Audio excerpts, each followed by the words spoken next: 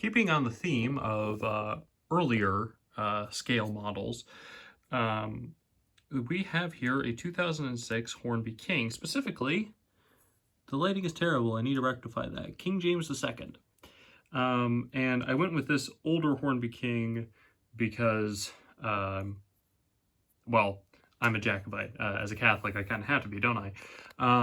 Catholic monarchist, that being. So, wanted to represent the less legitimate sovereign to sit on the English throne, yada, yada, yada. Okay, let's stay away from politics for the rest of the video, hopefully.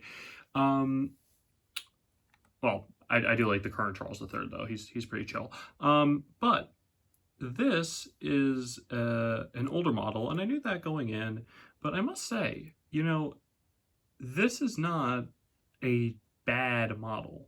It actually has the wow feature of sprung buffers. Ooh, it even has lamp brackets. And, externally, the only two things that are that are wrong about it is the quality of the paint, and the coal load looks dreadful. I believe this, I used to know exactly the origin story of this tooling, but I believe that this is a updated version of the old Airfix King, and I believe that was tender drive, so that kind of, it's from that era originally. But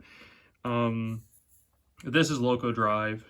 In fact, how do I do this just one-handed? I don't want to be too, I'm not going to do it. But this actually, everyone's talking about the new Hornby snap together drawbar. Well, what if I told you that Hornby used to have that?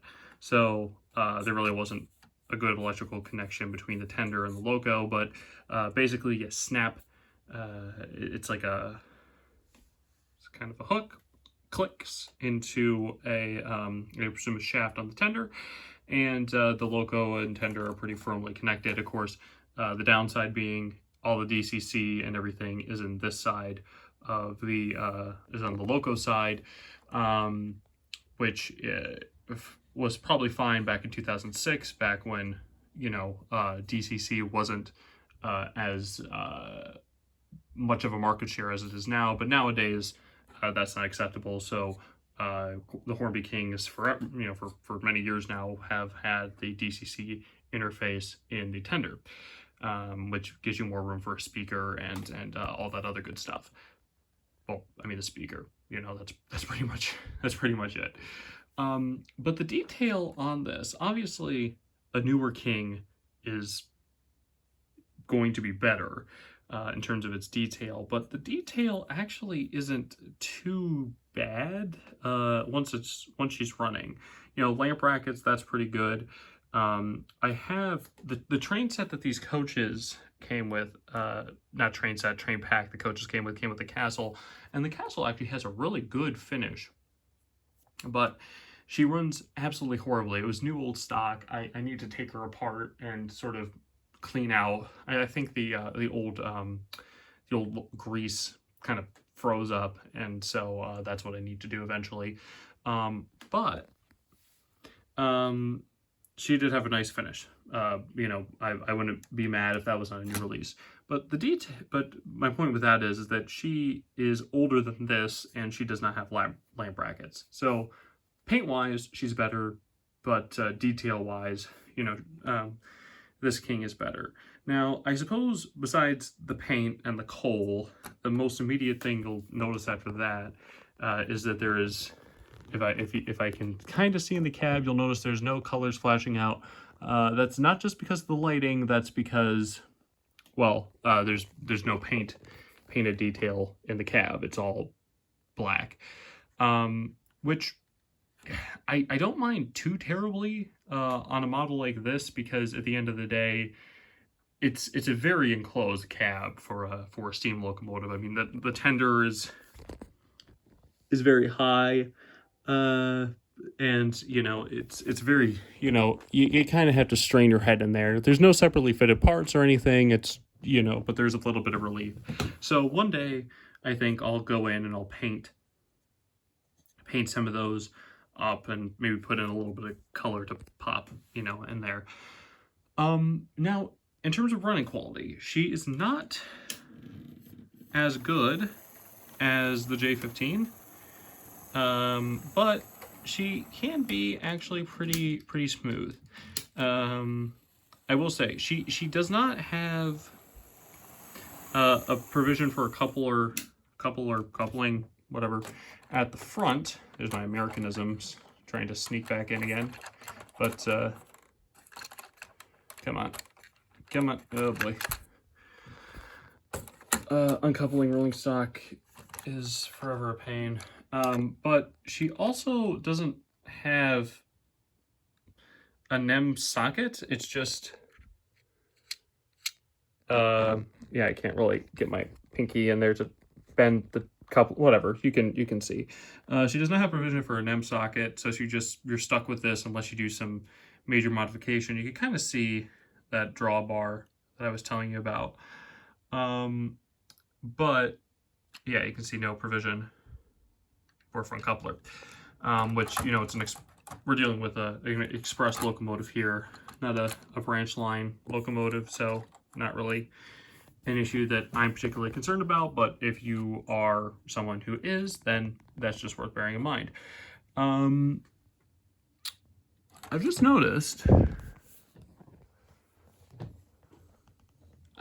see, it's black, so it's hard to see, but you can see that the lamp iron on this side is closer to the center than the lamp iron on this side. That is a very interesting feature. But anyways, a very simple model by today's standard. Unless you're looking for a specific running number, you're probably better off getting a newer Hornby King. But then again, of course, if you do want a specific running number, Hornby's nameplates are not pre-etched, so you can just buy, the name and the number you want and apply it, and then put decals on the front, provided that you've done the research and made sure that you don't have to do anything to the tender or whatnot, or that you have the correct basic shape of the locomotive, because these locomotives did change shape a lot during their lives, because they had a service life of over 30 years, I want to say, or about 30 years, maybe less. I think these were introduced in 1935, and they were withdrawn in the 60s, so fairly long time. But yeah, Hornby, if you want a new King, Hornby actually is coming out with 2 versions. I believe there's King Stephen in the Great Western green, and then there's going to be a King Charles II in the BR green with the lake crest. Probably not going to get them. Probably not going to get them unless, of course, I see it a good one secondhand later on down the road. But I am a fan of King Charles, and like I said, I've been getting more into BR recently, so it'd be nice to have a Western engine in a late BR condition. So who knows? If I hear good things about the quality and no one's reporting any major issues, maybe I'll pick up a King Charles II, because I'm a big fan of the Stuarts as well. So yeah, still would rather prefer a King Charles I though. Yeah, be really sad if they ever made a Cromwell. If the Great Western ever named one of the kings of the Cromwell, that would have been kind of disappointing, wouldn't it? But fortunately, they were good and patriotic. I thought I said I would try to avoid politics. So I would normally do sort of a history section on the Kings, but I'm not too terribly familiar with their story, other than they were the last true express 460s. There was one other class of 460s. I don't know if this was...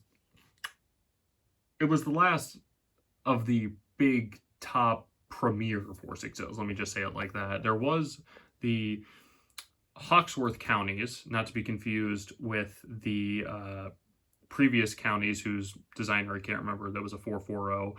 And the Hawksworth counties, those were sort of mixed traffic, so those don't really count. But I believe that these were the last big express, passenger 460s, but some of the other smaller ones may have come after. See, this is how little of the history I know. I believe only 3 of these actually made it into preservation. The class Premier King George V, I know, and then I can't remember. I believe a King Edward, can't remember which King Edward though, also made it into preservation, and I'm drawing a blank on the other one. Maybe George VI? I don't know. But these Great Western locomotives are really, really nice. I think of the Great Western Express passenger locomotives, these sort of rank up there for me. But I would really like to see someone, do a Great Bear.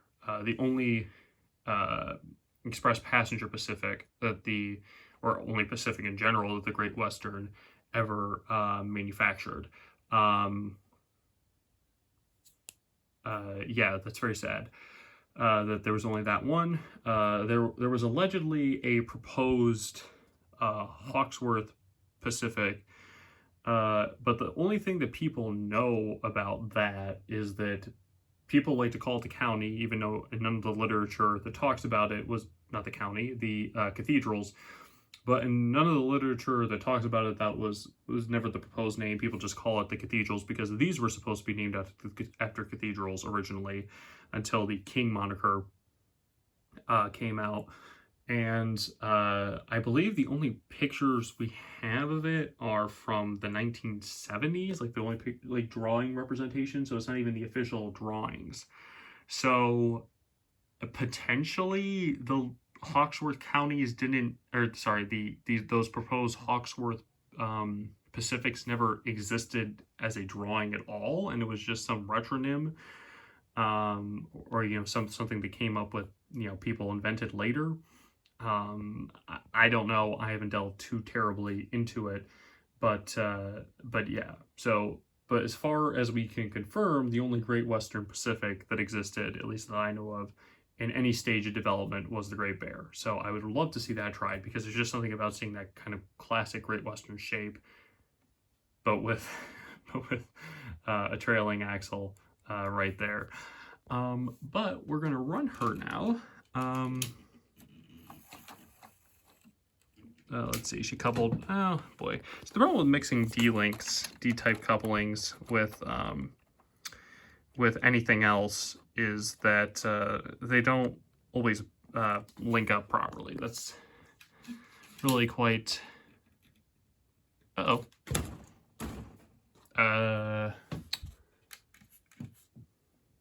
we go. Okay,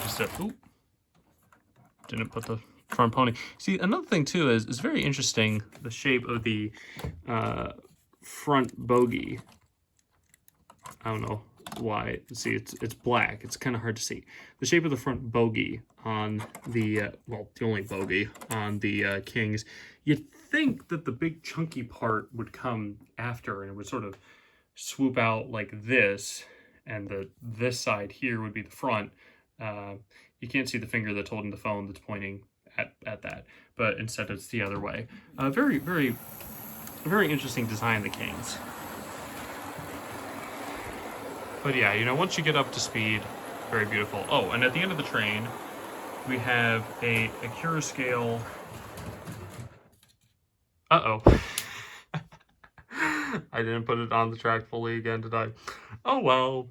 You have an Acura scale Siphon G, which is a very lovely model in its own right. And if you can get one of those, I still think there's a lot of the versions still in stock at different places. Those are really great. Those you can kind of add interest to an express passenger train, sort of in the Great Western period, and I guess the steam BR period, by putting them at the end of a train that's going to a major city like London, because then once they got to the city, a pannier or another shunter would pull along, come at the end of the train, take the car off, and send it to the dairy to be processed into milk or well, it's already milk in it, but you know, cheeses and whatnot. And then they were used as parcels vans later. So Charlie Bishop over Chadwick Model Railways has a video about the siphon cheese, kind of focusing mostly on his sort of time period, but he gives a good, which he models as, which is sort of the immediate post-steam era, uh, but gives a good overview of the siphon cheese. So yeah, if you watch his video and you're kind of interested, I can recommend those. But for now, I should probably help Royal James over there, because yeah, always make sure you re-rail your models properly. Okay, cheerio.